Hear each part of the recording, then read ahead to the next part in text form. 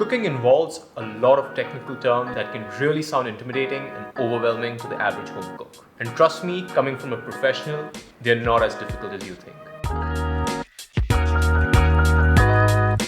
Hey everyone, my name is Neel. I'm the test kitchen manager at Haven's Kitchen Sauces, and in this video, you're going to learn some fancy cooking techniques broken down to their simplest form, which are going to empower you in becoming a much more confident cook. Simmering is just gently boiling. If you have a pot of soup or if you have a stock that's vigorously boiling, that's not simmering. Simmering genuinely refers to having a few bubbles in the pot. You can see the steam coming off from the liquid, but there are not vigorous bubbles that are boiling and jumping in that pot. It just means a very gentle simmer. I'm just going to show you. Slicing would literally mean one thing, where you're literally following the knife, you're following the shape of the vegetable you're cutting, you're using your bare claw.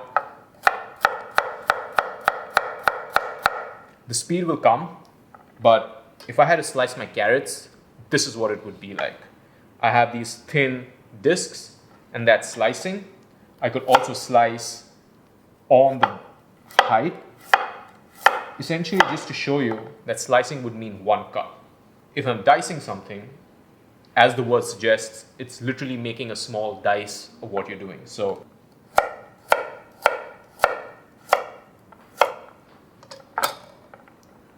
it's not an exact dice, but for the recipe, when the recipe says dice, this is what they're kind of referring to.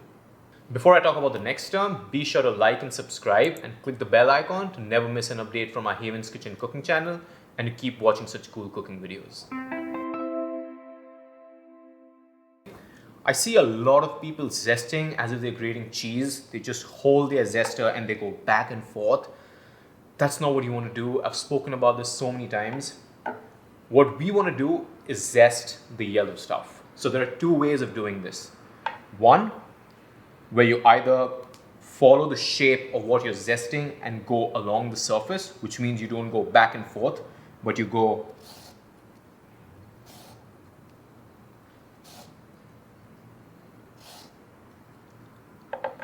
so I literally got only the yellow stuff.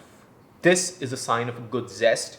If you zest and if you see the white stuff, that's absolutely wrong zesting and you really want to start all over again. Or the second thing, if this grip kind of feels unnatural to you, hold the lemon still and then zest around the lemon. Make sure you're zesting over a clean surface so that all you have to do is tap on your board, use a knife, use a flat surface, pick up all your zest. If you see the zest I have here, I don't have any of the white pith, so I know that whatever I'm going to perfume my food with the lemon zest is only going to smell of the lemons and not the bitter white pith. One of my favorite recipes for which I love the use or the addition of lemon zest would be the seared sole with the lemony butter, and the link for that is in the description below. Blanching essentially means putting your vegetables into boiling water for a couple of seconds, not more than a minute, and then immediately refreshing it under ice cold water to stop the cooking. The point of blanching something is not to cook something, it's just to make it tender, where it still has that bite, but it doesn't feel completely overcooked. So when the recipe says Julienne carrots or Julienne ginger, you want to have your vegetable look somewhat like a matchstick. That's it. The first thing you want to do for a Julienne is essentially have a size that you can work with. You don't want to have a long carrot, but it's going to be difficult for you to maneuver your knife.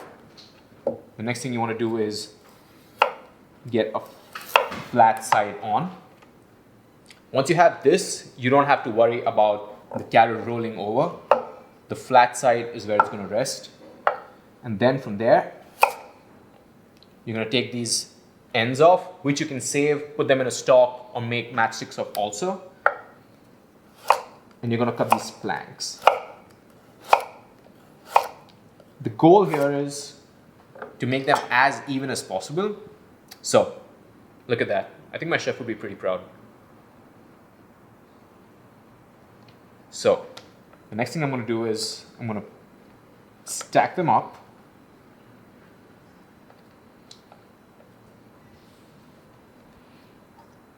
Once I have these stacked,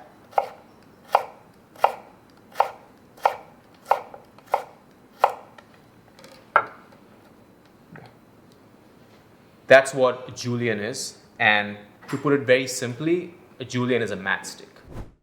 Be sure to post your questions, comments in the comment section down below. Thank you so much for watching, and remember, always cook happy.